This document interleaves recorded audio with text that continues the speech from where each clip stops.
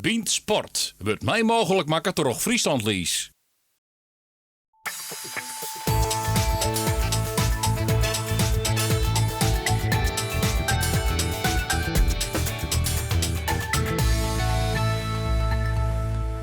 Oer de legendarische nummer 14 en meer. Hoe dan ook, een sportweek om net gauw te vieren. Aan tafel drie kritische sportjournalisten. Gerrit Bos van het Fries Dagblad, het fietszaakkundige en Omroep Friesland collega Andries Bakker en opiniemakker Jan Dijkgraaf. Goejoen, dit is Bient Sport. Everybody got the reason, everybody got the way. We're just catching and releasing what builds up throughout the day. It gets into your body and it flows right through your blood. We can tell each other secrets and remember how to love. Da-da-dum, da-dum. Da-dum-dum. Da-da-dum, da-dum-dum. Maybe a technical car came up, administered, and be very focused throughout the whole.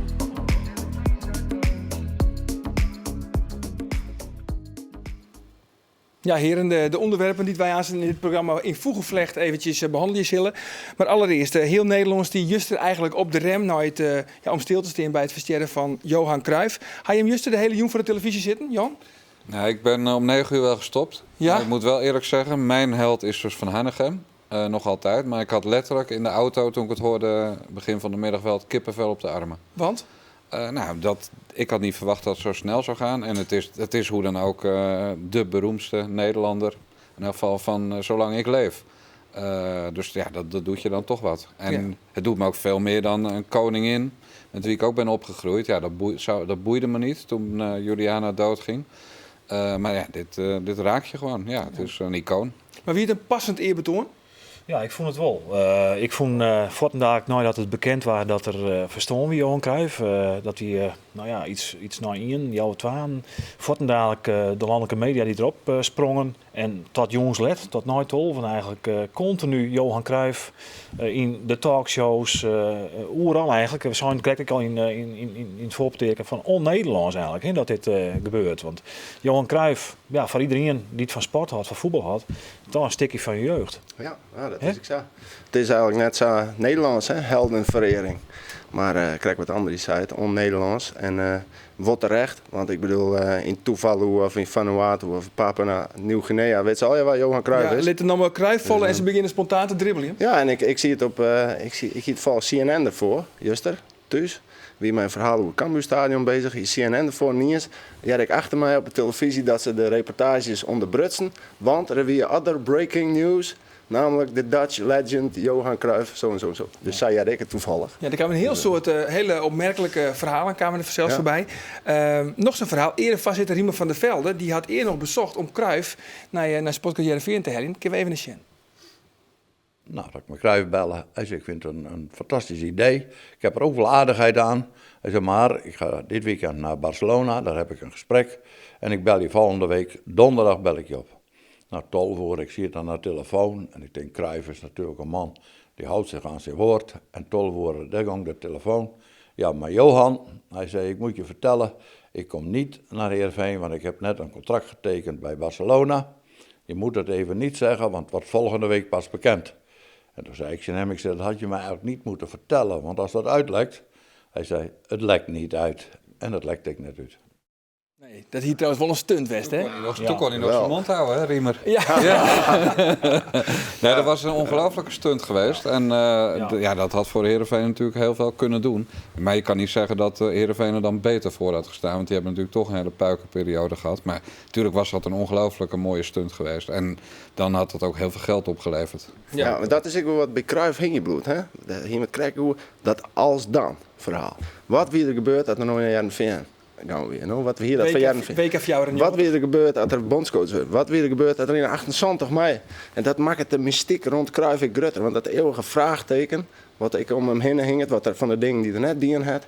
Ja, ik bedoel, dat jouwt het ik, de legendes, ja, daar hing het ik een soort mysterie omheen vaak. Ja, dat maakt het voetballen natuurlijk nog volle Grutter. Ja, nou hier Cruijff bij Heerenveen, dat hiek toch wel een beetje apart voor je, hè? Want Van Basten is een prachtige club. Van Basten, dat wie natuurlijk ook uniek. Ja, dat maar Cruijff is dan wel een peer treden heger.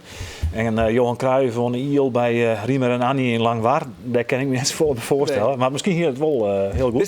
Dit is het enigste stadion in Nederland wat verneemd is naar een voetballer. Dat is het Abelense stadion.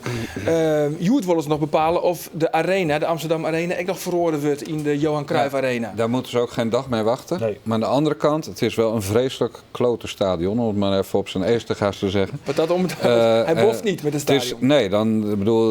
Dan wordt er Willem van Hanegem Kuip in Rotterdam een stuk mooier. Nee, maar kom op, dan moeten ze... de gemeente Amsterdam wil het, Ajax wil het. Het had al lang gebeurd moeten zijn, namelijk toen dat ding gemaakt werd. Ja. Dus dan moet de stadiondirectie, ook al kost een paar ton om het allemaal om te bouwen, moet gewoon... Maandag moet beslist zijn, vind ik hoor. Nou, ik vind wel heel jammer trouwens. Dat Johan Cruijff bij leven koert net wie het argument is, zolang het hij leefde.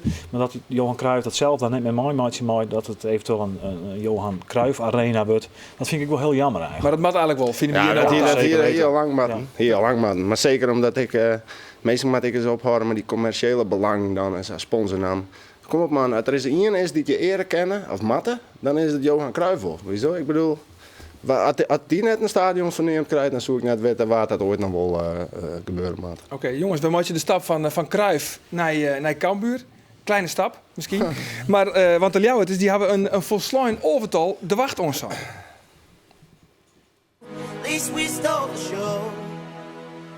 Cambuur maken weinig bekend dat ze afscheid nemen van alle spelers. En daar valt een heel aardig overtal van te maken. Maar André Krul op een goal.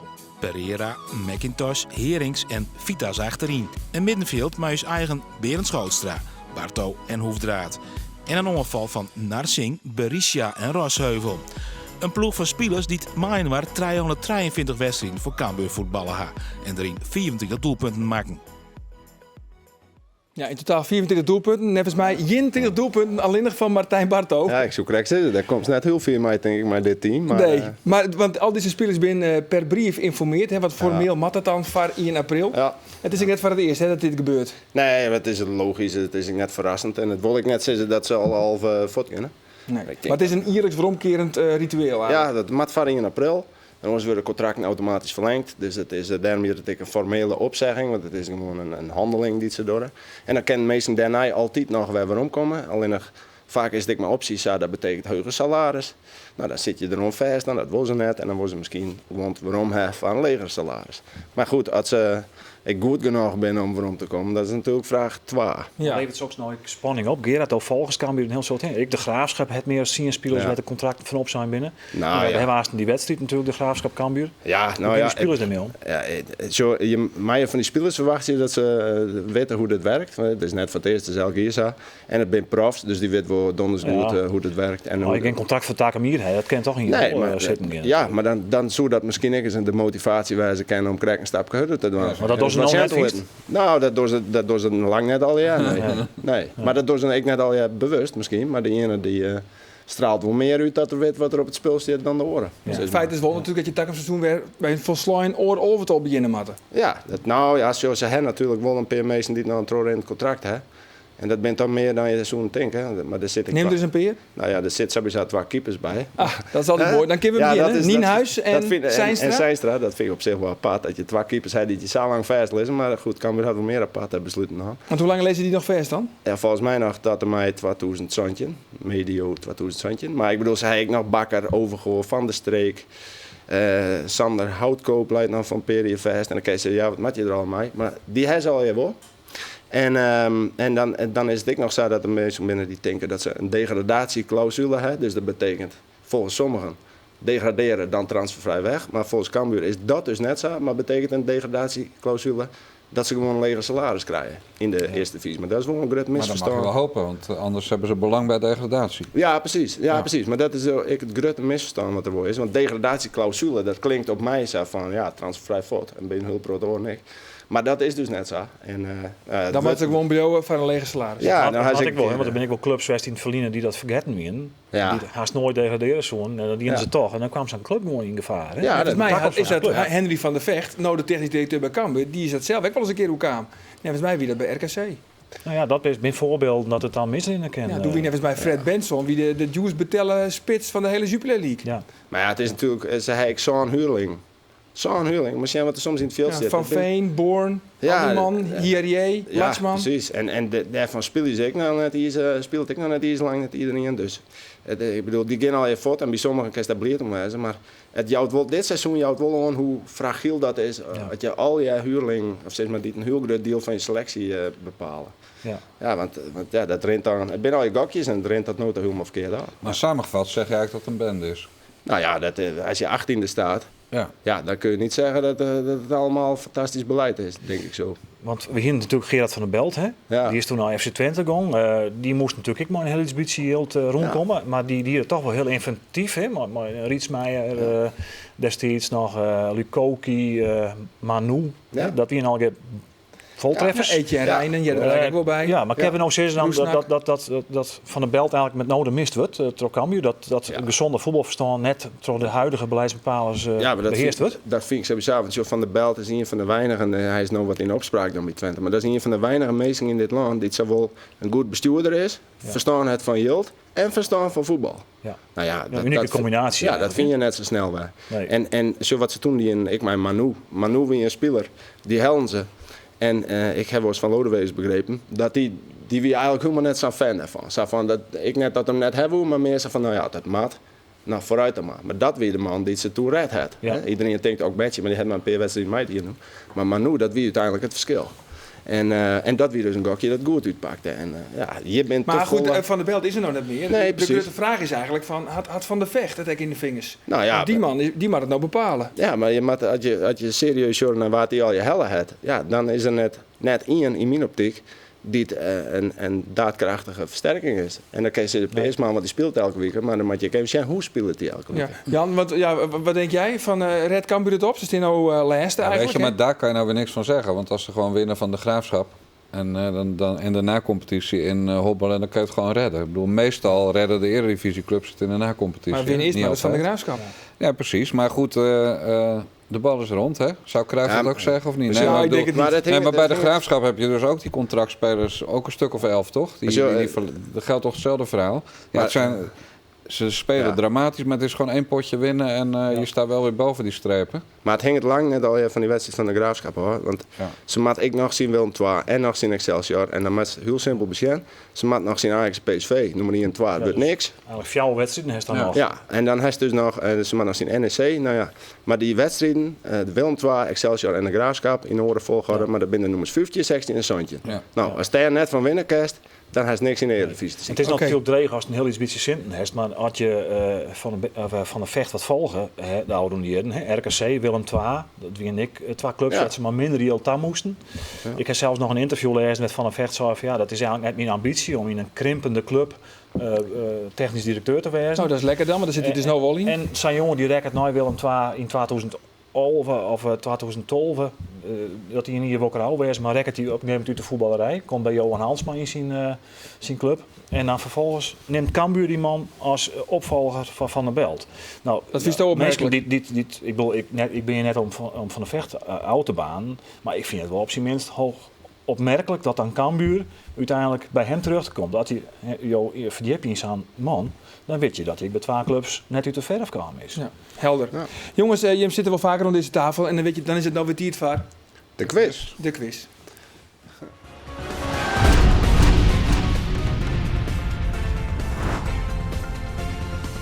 Daar zijn we weer met Arjen Sportquiz. En de vraag van deze week wordt steld door Heerenveen-aanvaller Henkie Veerman. Welke verdediger van Utrecht? Nee, de volgende keer ietsje langer deze vragen. Gewoon nog ietsje langer, maar gewoon een boekverslag. Dat ik een boekverslag moet lezen.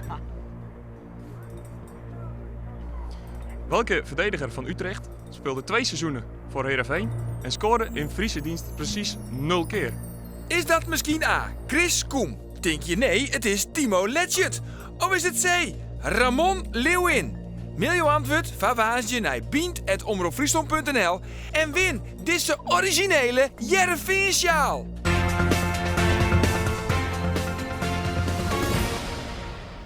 Ja, en Jan doet erbij, want die had al een sjaal. Hè, Jan? Zijn er wel eens mensen die meedoen aan deze quiz of niet? Ja. Zeker. Ja, maar het is ook zo moeilijk, dat helpt ook niet. Hè? Ja, toch? Hey, jongens, nog even, want toch wel degelijk meestal mooi. Want de winnaars van Vlien Wieken, dat zijn de 11-jarige Maren de Graaf en de 15-jarige Ilse Cinema. Zij hebben beide een retreatkliniek kregen onder leiding van onderoren Kjeld Nuis en Douwe de Vries. Wij gaan naar het hutfietsen, heren. Want de Rompot-formatie, die we juist dicht bij haar allereerste World Tour overwinning in de Ronde van Catalonië. Juist wie de koninginrit, maar Pieter Wening vol in aanval.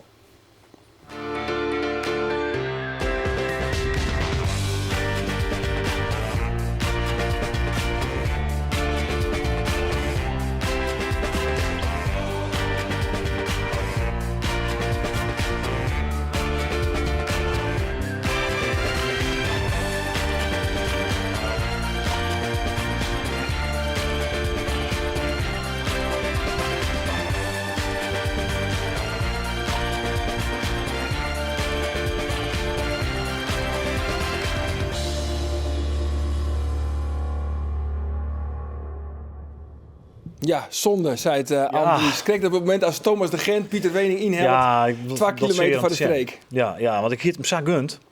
Pieter Wening is waarom kwam in Nederland het eerst, een hele lietse ploeg. Maar hij kan wel van hemzelf rijden, is wat dichter bij huis. En ja, juist natuurlijk Johan Cruijff die het versteert in Catalonië. Catalonië, ik denk dat er dan op Tisserdooi Pieter Wening winnen zou. Dat zou natuurlijk een fantastisch moment wezen. In een oranje tenue. Ja, ik nog. En Pieter is een man. Ik hiet je hoort nog even Malio Westra horen, want die moest ik voor de radio interviewen. Van Pieter kan echt zijn moment uitkiezen. En dan giet er een soort knop om zat leeuwen. En dan is Pieter gewoon, die giet er vol voor. En juist er weer aan die. En wie al de tweede keer eigenlijk, want die duidde voor. Ja, hij had er ook al in een aanval. En toen waar die ik weer waarom pakt Pieter genomen. Maar hij won dus echt je goed testen. Ik van de Waalse klassiekers. Nou ja, de grote klassiekers die komen eraan zijn om. Hij is dus in vorm. Nou ja, absoluut. Hij is heel goed in vorm. En wat nog heel belangrijk is, hij hoeft net van oren te werken. Ik ken me wel eens in Luik, Bastenaken, Luik, jongen. Dan moest hij van Simon Gerrans werken. Want die hier dan kans in de sprint om te winnen. Ja, dan giet zijn eigen kans natuurlijk een stuk minder. Ja. En bij Roompot is hij echt de man. En dat wil je eigenlijk zeggen, van je gaat van Erica Greenedge naar Roompot. Dat is toch eigenlijk een stap weer waarom? Nou ja, ze reden natuurlijk net al die grote wedstrijden. Zat Erica Greenedge, dat wordt die. En je denkt ik van ja, misschien wordt er dan wat opbouwen of zo. Hè. Dat juist wordt op deze leeftijd, 34 is er. Maar ja, dat past eigenlijk ook net bij Wening. Opbouwen. Dus het wie misschien een verrassende keuze, maar misschien pakt het ik nog wel verrassend goed uit. Alleen wat ik wil, dan, ik zie het juist ook nog net juist een beetje. En dan het mooie van Wening is, die had ik echt, die straalt ik uit hoe moeilijk het is. Hè? Die short fietsen en stompen en dat shot er net makkelijk uit. Dus dan leef je extra mee. Ja. Maar dan komt zo'n Thomas de Gent er even aan. En die gaat er gewoon in een fast forward snelheid op heen. En dan denk ik van, ja, maar dat is ook wel pijnlijk, hoor. Want dan wij zeggen hij is in vorm, maar ja, als je hem natuurlijk krijgt die per kilometer verrekkenen eigenlijk, hè? Want hij is wat te enthousiast voortgang. En op een gegeven moment kwam de Gent hem weer in zicht. Maar Pieter, als ik elke keer naar Pieter zie, dan denk ik van wereldkampioen Svier Verzet. Ja. Dat bergop, dat had hij wat lichter ritten hier in het verliezen en misschien nog steeds, misschien hij dan nog meer bereiken kan. Want ja, dat kan net goed wezen van die knibbels. Ik net om echte toppers te volgen. Maar hij doet het wel. Hij is mentaal natuurlijk volgens mij een van de sterkste. Als hij het echt op een heup met en hij wol, dan krijgt hij hem er net gauw al. Volgens het wat, Jan? Volgens het wat? Het fietsen? Nee. Nee? De mooiste sport, Jan. De enige sport waar doping wordt gebruikt die ik volg is het darten. Ik vind wielrennen volstrekt ongeloofwaardige sport. En ik weet dat je moet eerst gepakt zijn voor je doping hebt gebruikt. Maar nee. Hij is toen de jaren 90 en begin deze eeuw. En het is natuurlijk wel een stuk skinner worden. Een stuk schoner, maar we weten dat in sommige sporten er heel veel geïnvesteerd wordt in hele goede medische begeleiding. Je hebt het nu met de Russen ook gezien. Met reetrieden. Precies, met schaatsen. Atletiek heeft het dan ik. Maar ik heb met atletiek worstelen. Maar alles. Kijk, je kan ook zeggen, Jaap Stam en Frank de Boer zijn ook gepakt met Nandrolon. Ja. Dus het gebeurt echt in elke sport. Maar ik geloof dat wielrennen... jullie mogen ervan houden. Ik geloof gewoon niet dat het al een schone sport is. Ik geloof maar Jan, dan kunnen we toch net dan kunnen we naar geen enkele sport jawel, missen. dat zeg ik toch. Deze sport is bewezen dat echt iedereen gebruikte jarenlang. En bij schaatsen bijvoorbeeld zijn er toch nog wel de uitzonderingen. Ja, dus juist nou in het hutfietsen bijvoorbeeld wel. Die nivellering, hè, dat iedereen wat dichter bij elkaar komt, dat is natuurlijk onderoor. Omdat die doping een stuk minder worden is. Dus eigenlijk, ik zeg net dat de sport skin is, want dat weet je net. Nee. Dat hoop je ook. Nee, maar je moet niet alles hoe in je kaam scheren. Maar daar heeft deze sport bij mij dus wel om gevraagd. Dat ik dat wel doe. Maar dat spijt me dan. Maar, ik jou dan toch het voordeel van de twijfel aan die jonge jongens van 22 die er nog vol... Die mag ik een kans. Maar ik gun jou ook die romantische gedachten. Ja, maar dat is toch... Hou dat vast. Maar die jongens die mag je toch ook gunnen dat ze een eerlijke kans hebben. Net opzadelen die mij de shit uit het verleden. Dan zeg ik, doe mij maar voetbal en darten en kaatsen. Maar dan ken je misschien hoe de streepbloeken. Maar toch te dat gaat niet meer lukken bij mij. Nou, er komt in elk geval nog wel een hele mooie romantische, heroïsche voorspelling. Want ook zo is de Trijdaagse van de Pannen komt er weer aan. Ja, zeker. Dus we stemmen al jaar op Liewe. Absoluut. Nou, Liewe schouwt het zelf ik. Liewe is al eens een keer 12 west in de 3 dagen van de Pannen. Die stak hem wieken. En hij had ouder dan 12 uur moest hij natuurlijk bij Astana in het dienst van Nibali rijden. Ik in de Grutte Ronden. Dus toen hield ik hetzelfde programma als Nibali. En daar hadden deze Vlaamse klassiekers en de 3 dagen van de Pannen net bij. Maar nou, dit hier had er wat een oren route keersen. Ik omdat vorig hier wat misleren is. Wie net zijn seizoen. Valpartijen, net die vorm. Dus Liewe die het deze keer joert al de E3-prijs weer rijden. Harelbeke. Snijden dat er Gent-Wevelgem en tak een week de 3 dagen van de Pannen. En hij zei van, daar heb ik alles op zetten. Want het begint namelijk met een liedse tijdrit. Nou, Liewe is goed in tijdrijden. En dan nog maar 2 dagen. En dan is die ronde dingen. Dus hij heeft wel degelijk ambitie om die te winnen. En dat zou natuurlijk ook wel fantastisch wezen. Want hij komt in een heel Pieter, want eigenlijk hebben we nog maar 2 echte Grutte Frieske fietsers. Ja, wat zit erachter? Wat zit erachter? Nou, niks. Ja, onder de jeugd, hè, om de 20 in zit nog wel weer wat.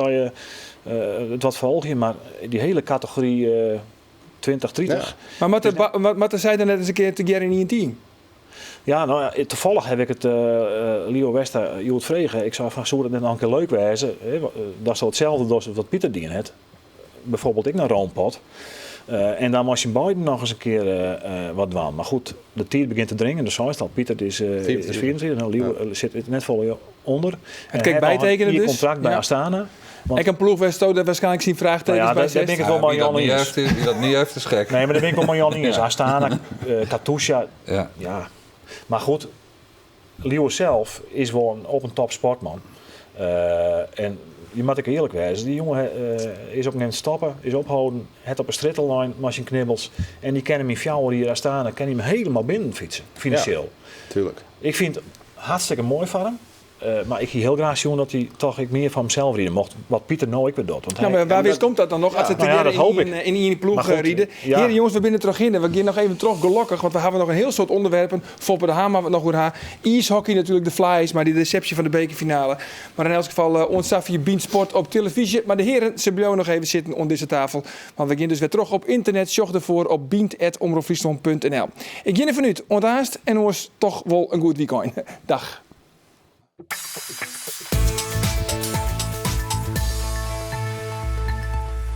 Ja, welkom waarom bij Beansport op internet. On tafel nog altijd de heren Dijkgraaf, Bakker en Bos. Ze zitten er nog. Jongens, zit even wat relaxter hè, op internet.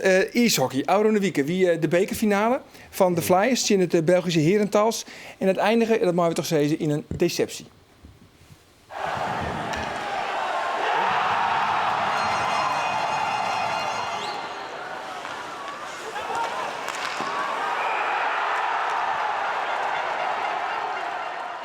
Het is raar, weet je pakt 2 prijzen, maar dat gevoel, het is gewoon heel gek om dan toch verliezend het seizoen af te sluiten.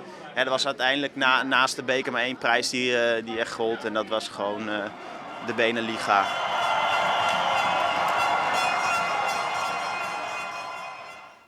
Ja, ze zijn wel kampioen van Nederland, maar dat is eigenlijk net meer als een treestprijs. Nou. Toch, eigenlijk? Nee, dat vind ik net. Dat vind je toch net? Nee, want tuurlijk, het gaat erom dat je... Wacht even, daar komt een bierkoorn. Daar is Margriet. Dat is fijn. Nee, dat werd maar mooi dan, hè? Nou, hartstikke mooi. Hè. Maar dat gaat dus om meer dan alleen nog de Nederlandse titel. Ja, nou ja, tuurlijk. Je wil winnen, die Beneliga wil je winnen. En dan wil je winnen, zoals Herentals wint, dat je het ijs op vleien. Hans gewoon uit Helm, zo een fantastisch feest. Dat wie met die titel natuurlijk net zo. Maar laten we wel wezen, die titel is wel een prijs. En die prijs hebben ze pakt voor het eerst in 33 jaar. Voor het eerst sinds 83. En dan kunnen we dat wij heel, zeg maar, een beetje azijnpesterig goed waren dat ze dan de Beneliga gaan winnen. Maar hoe het zien hier, dan hebben ze nog steeds deze titel. En dit telt gewoon. En een prijs is een prijs. Dus, een prijs is een prijs, ja. Jan. Hoe schat jij het in het ijshockey in Nederland? Ik vind de Nederlandse titel meer waard dan de Beneliga eigenlijk. Want alles wat benen is in de sport is valikant mislukt. Maar die competitie van Nederland zonder de Tilburg stelt toch eigenlijk net zo voor? Dat maakt niet uit. Ja, maar dat weet meestal dus hoe 20 jaar nemen. Nee, ik ben het met het argument eens. Nederlands kampioen geworden. Al zijn er maar 2 teams, dat maakt mij niks uit. Maar ik mis natuurlijk wel het top ijshockey. Ja. Want ik ben de oudste hier aan tafel, schat ik. Ruim, hè? Ja. Dus ik heb de Veenstra Flyers nog gezien. Ja, en dat ze kans hadden om de Olympische Spelen te halen, weet je wel? Ja. Ik les het weer toen, als je 80 hebben ze hem zelfs.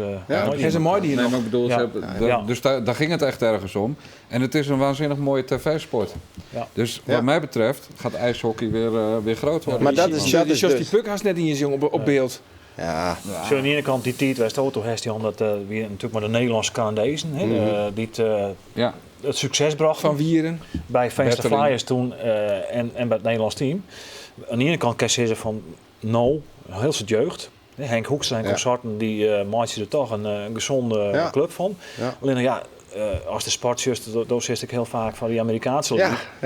Ja, dat is een het vergelijken met deze sport hier in Nederland is het een hele andere sport. Het is eigenlijk stelt net zo volle voor. Zeker nog Tilburg ik nog in de Oberliga zit. Zo, en dat je moet niks uitmaken aan Flyers en al die andere Nederlandse teams. Hè? Want ik bedoel, dat wij op die dingen en bakken we er helemaal niks van natuurlijk. Maar als het vergelijken is, wij trainen echt top van de wereld. Wij trainen keer week. Nee, dat is weer. Maar die jongens 3 keer trainen. Wij doen de witte gymschoenen aan. En, dat was hij. Zo, maar die jongens die je zitten, die Amerikanen, die Canadezen, dat is ik net de top van dat land natuurlijk. Hè? Dat zou hetzelfde zijn als je een voetballer uit de eerste klasse van zaterdag amateurs.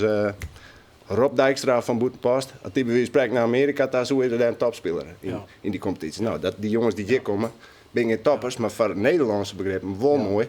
Ja. Alleen nog, dat is al incidenteel, het gaat om structureel. En dan moet je dus jeugd hebben, dan moet je aandacht hebben. Dat de NOS nooit aandacht besteedt aan ijshockey op televisie, dat is al funest. Ja, daar heb ik het al mee. Maar goed, dat is misschien wel onszelf te weten, want kwaliteit komt altijd op de televisie. Ja, dat klopt. Mooi is wel dat er nou natuurlijk een heel soort mensen meer op de tribune zitten. Hè? Ja. Want in die tijd van toen, van de Veenstra Flyers, ik kom zelf uit het werk hier. En toen werd het nog zo dat mensen in werk die twijfelen, geven we nou naar een sportclub Heerenveen of geven we naar de Veenstra Flyers. Ja. Dat werd toen eigenlijk weer Veenstra Flyers grutter als de voetbalclub Heerenveen. Laten we vooral hopen dat die tijden weer omkomen. Jongens, even weer waarom naar je oude notitie. Want er wie op een terroristische aanval. Nou, je hebt er al onder Parijs en Istanbul, wie nou Brussel het doel wiet. En dan toch maar weer blikken dat je dat amper voorkomen kunnen. En ik maak me die eigenlijk wel een beetje zwaar genoeg. Maar van Simmers zijn er weer een heel soort grutte evenementen op stapel. Maar zie je hem direct zwaar genoeg? Nou, voor Friesland hoef je niet bang te zijn. Nee, maar bijvoorbeeld het Europees kampioenschap voetbal in Frankrijk. Ja. Nee, weet je, er is geen veilige plek dan een voetbalstadion. In het stadion. Ja. Het is de enige plek waar iedereen wordt gecontroleerd en waar je echt niet binnenkomt met een koffer of een bomgordel. Dus binnen het stadion is overal de veiligste plek die je kan. Maar goed, je hebt altijd die pleinen met grote schermen. Je hebt mensenmassa's die er naartoe gaan. Als je in zo'n mensenmassa meeloopt met je bomgordel, en dat kan, want je wordt pas bij de kassa gecontroleerd. Ja, dan kan je er zo 100 meenemen in de dood. Dus elk evenement met veel mensen is gevaarlijk. Maar de PC in Franeker, dat vinden ze veel te ver. Dat vinden ze echt veel te ver. Zo, het EK werd natuurlijk dramatisch wat dat betreft qua veiliging en beveiliging. Want dat is net de beveiliging. Die Fransen die hebben vorige week nou oefenen met een chemische ongeval op een fanzone. Dus ze doen hun best wel. Maar ja, het is een oefening. En B, de conclusie is, het is net de beveiliging. Nee, dat leidt voor de hand. Alleen nog, ik ben er Rikkerswest bij het EK 2008 toen ik op zo'n fanzone. In Zwitserland? Ja, in Zwitserland. En dat werd heel goed gecontroleerd. Want we hier niks al iets een megafoon voor €4 van de action. Maar olé. Hartstikke mooi. Maar we willen even inleveren. Ja. Want irritant. En gevaarlijk, want dan kan je er iemand slaan. Dus controles binnen we. Alleen nog in mijn bomgordel, die voorkomt wel dat er fouilleerd wordt. Hè? Dan is het al lang klaar, zeg maar. Alleen het begint dus bij dat het helemaal net voorkomen kan. Dat er in met zo'n gedachte daarheen gaat. Alleen nog, Ja, dat show je van een week in Brussel ook. Dat is dus een utopie. Want dan moet je het dus wereldwijd beschermen, politiek beschermen. Dat is informatieuitwisseling en zo. Dat, alles was juist op televisie. Dat moet al je volle beter. Maar wij zitten in Europa, hè? 28 landen, Europese Unie. En Europa is een soort patiënt, die ligt op de operatietafel en er zitten 28 chirurgen omheen. En dan moet de patiënt opereren. En 28 chirurgen haal je hun eigen idee. Dat wordt het dus niks. Er geen informatie uit. Nee. Dus dan kijk, het simpele feit is, die gasten die dit doen, en toevallig zijn het moslims, dat is puur toeval, maar die gasten die dit doen, die vinden het fijn om dood te gaan. En als dat je insteek is, kijk, normale mensen die vinden het fijn om zo oud mogelijk te worden. Maar deze gasten vinden het fijn om die 72 maagden te ontmoeten. Ja. Nou, en martel laten zijn. En als mensen die instelling hebben, ik wil graag dood. Daar is geen kruid tegen te gewassen. Ook niet de goede Europese samenwerking. Nee. En dus de kwetsbaarheid van die grote sportevenementen, die leidt dan echt... want ze doen het alleen op plekken waar veel mensen tegelijk aanwezig zijn. Dus en dan moet je dus denken, echt onderhoren om sportevenementen. En we hebben de Tour de France zit er ook weer rond te komen. Dan heeft volgens mij Liewe Westra ook interviewd voor op de radio. Ja, zeker. En toen, ik hoor dit aspect. Ja, hij vertelde toen dit. Gaan we even op. Ja, oké. Ik zou Vlaanderen naar België daar en dat zou dan precies een dag erna wezen toen het gebeurde. Dus dan ben je zo echt te denken van bliksem. Ja, dat komt wel heel dichtbij natuurlijk. En het is gewoon erg. En maar ze hem al lossen, maar ze net al lossen. Ik blijf erbij doen, maar ze gewoon fietsen en en hopen dat mensen die er van binnen, die gewoon bescherming steeds maar def. Ja, dat is er niks van en maar ze gewoon fietsen. Blijkbaar is het gewoon in deze wereld op dit moment zo erg dat het zo dichtbij komt en dat is gewoon het best. Ik ben heel eerlijk, soms ben ik blij dat wij bij de start wij binnen vertrokken om het zo maar te zeggen. Ja, in eerste instantie zie hij hoe de koers dwars door Vlaanderen, wat uiteindelijk wel gewoon trok hierin is. De de omslag in België. Maar op het laatst zei hij van, ik ben soms echt wel blij dat we los binnen. Ja. Dat de koers los is, want dan is hij minder kwetsbaar. De start van een grote wielerkoers is, dan just natuurlijk net alleen nog die renners, maar ook die bussen, verzorgers, publiek, alles die het liep als ik op een plein bij voetbal. Allemaal op één liets klutsje. Dus daar hoef ik maar één zo'n persoon te wijzen die kweer wil. Ja, die kan daar natuurlijk een enorme skeel richten. En hij zou het en er is eigenlijk niks, er is amper wat zin te doen. Ik zou net weten wat. Het is wat Jan zei. Meesten, daar zou het natuurlijk zeggen, maar rol je ze al die cellen op voordat ze dit soort zaken wel kennen. Maar we zeggen het in Brussel, we zeggen het er in Molenbeek, hoe dreig dat soms gaat. Dus voor mij dat een utopie, hè? Want dat het weer even rondkomt ik op de TK voetbal, op welk evenement lege stadions is ik in optie voor de UEFA. Dus ja. Maar het slechtste wat je dwang kennen is ding dan cancel je. Lossen of geen publiek. Want daar los je het probleem net mee op. Dat probleem moet opgelost worden op oorniveau, op politiek heugniveau. En omgang met meestal sociale, economische problemen oppakken in achterstandswijken. Daar toch, we meesten distancieren zich van de rest van de samenleving. Daar toch steeds hier van radicalisering, daar toch gebeurt dit soort dingen. Dat kunnen we net voorkomen door te zeggen van, we moeten de EK maar zonder publiek spelen. Ja. Want dan is het bij het volgende evenement het probleem de lieke hut bij. Ja, ik denk een heel soort beveiliging. Dat is het eerste waar het aankist. Nog meer beveiliging. Ja, weet je, Geert Wilders die heeft 4 rijen beveiliging om zich heen. Mm-hmm. En ik zie hem wel eens op zo'n fotootje op de markt in Spijkenisse, loopt hij te folderen. Dan denk ik, als jij het niet erg vindt om dood te gaan, dan kan je Wilders, die in zijn eentje die 4 rijen beveiliging om zich heeft, kan je hem nog neerknallen. Want je weet alleen dat je zelf ook dood bent als je het doet. Dus je kan nooit evenementen zo goed beveiligen als Wilders. Dus laten we gewoon normaal leven. Dat denk ik eerder. Maar je kan er donder op zeggen, dit zijn wel, die jongens die dit doen zijn niet achterlijk, helaas. Die weten wel waar ze moeten zijn. Dus die gaan wel die evenementen opzoeken. Je gaat niet naar het station in Heerenveen, maar je gaat wel naar het station in Zwolle, want er zijn meer mensen. Ja, maar Wilders die rent ik helemaal nooit gevaar eigenlijk. Waarom net? Die terroristen die hadden er alle baat bij dat er mensen binnen zoals Wilders. Want die zaaien een beetje, zeg maar, tweedeling in de samenleving. Die polariseren alles. Nou, en daardoor kregen hun weer macht om te zeggen, dat soort mensen die zetten u voort als slechte mensen. Dus dat zijn een argument om... Ja, tuurlijk. Die had daar alleen maar baat bij dat Wilders altijd van die vreemde taal uitslaat. Het popiopie gedoe. Jongens, een rare sprong, maar we gaan naar Heerenveen. Zou Foppe de Haan nog een beetje als je zin, hè, bij Heerenveen? Nee, want Foppe wilde natuurlijk als redder des vaderlands dat ene seizoen doen. En het is, ik heb hier eerder gezeten en ik ben geen groot fan van Foppe. Want ondanks alle goede dingen die hij heeft gedaan, vind ik het ook een intrigant. En een man die zijn opvolgers niet heel erg netjes heeft behandeld. Althans niet allemaal. Nee, dit had... Waaronder Dwight Lodewegers. Ja, maar elke trainer die na hem kwam, vond hij niks. Daar kwam het uiteindelijk op neer. Maar dit had elke trainer die Lodewegers had moeten opvolgen halverwege het seizoen ook zo gedaan. Keurig randje, linker, rechter rijtje. Geen na-competitie halen, niet in degradatiegevaar. Kleurloos. Ja, kleurloze middenmotor. En ik ben er blij om. Vooral voor zijn opvolger. Want die kan met een soort van schone lei beginnen. Maar stel dat Foppe vierde was geworden met dit elftal. Ja, dan, en volgend jaar wordt de volgende trainer 8e. Dan is het weer een prutser. Dus ik vind het wel goed voor zijn opvolger dit eigenlijk. Heb Jan een punt, Visto? Is het toch een beetje een intrigant? Is het altijd wel lastig om Foppe op te volgen? Dat sowieso. Hè, want wat bestuurlijk geldt van Riemer, dat geldt voor een trainer wel een beetje bij Foppe natuurlijk. Dat iedereen kritisch bestuur wordt. Net alleen door Foppe zelf, maar ik toch iedereen. Ik vind wel dat oude wedstrijden bewezen hebben dat Dwight Lodewegers net het probleem is. Want die zo wat de software, et cetera, et cetera. In het begin dacht ik van Foppe die had wat wisselingen. Sint-Juste op het middenveld.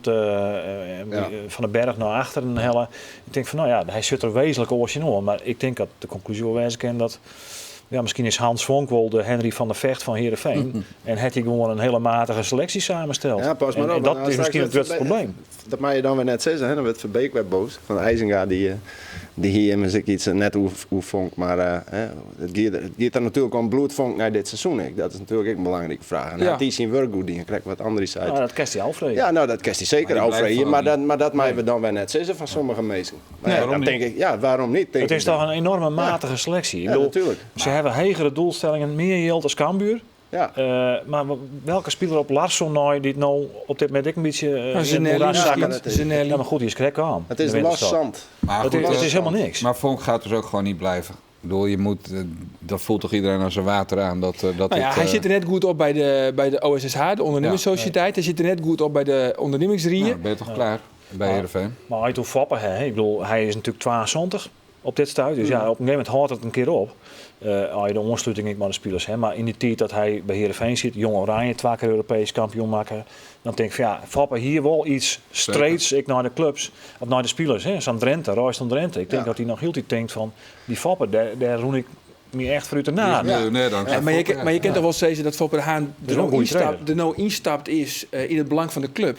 Net alleen voor hemzelf. Nee, niet alleen, maar ik denk vooral voor de club. Hij hoopte wel op na-competitie hoor. Daar hoopte hij wel Play-offs Europees voetbal. Ja, daar was hij echt een held geweest. En nu is het is nog een held, want hij heeft heel veel goede dingen gedaan bij Heerenveen.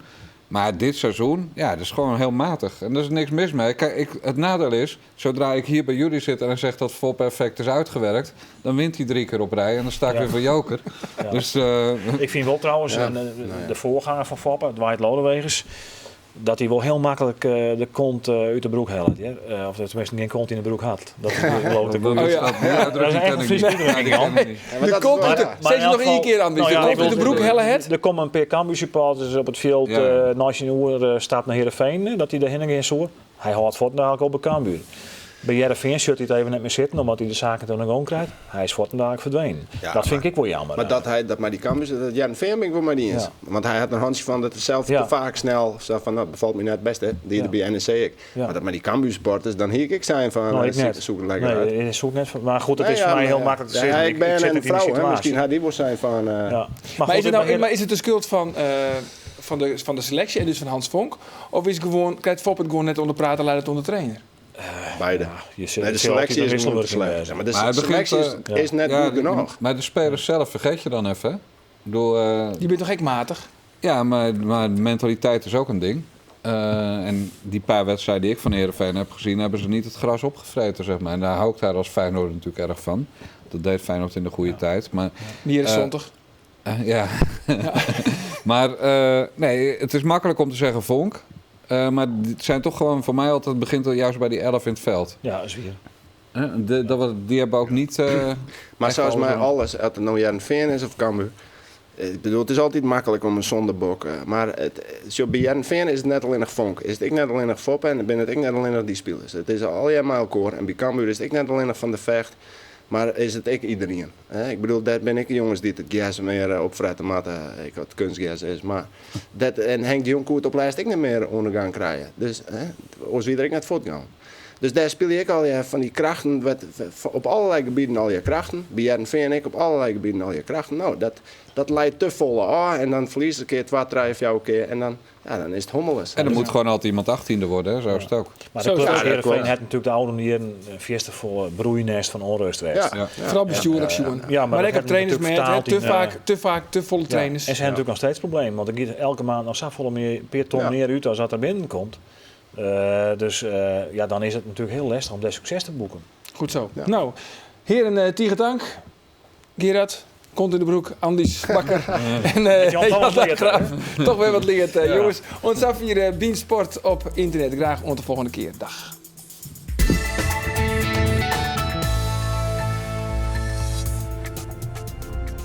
Our planet may be home to 30 million different kinds of animals. Each individual locked in his own lifelong fight for survival. And deep down in the wilderness of Africa sleeps the King of Congo. And I'm sorry, but I won't wake up His Royal Highness this week for such a useless friendly against France.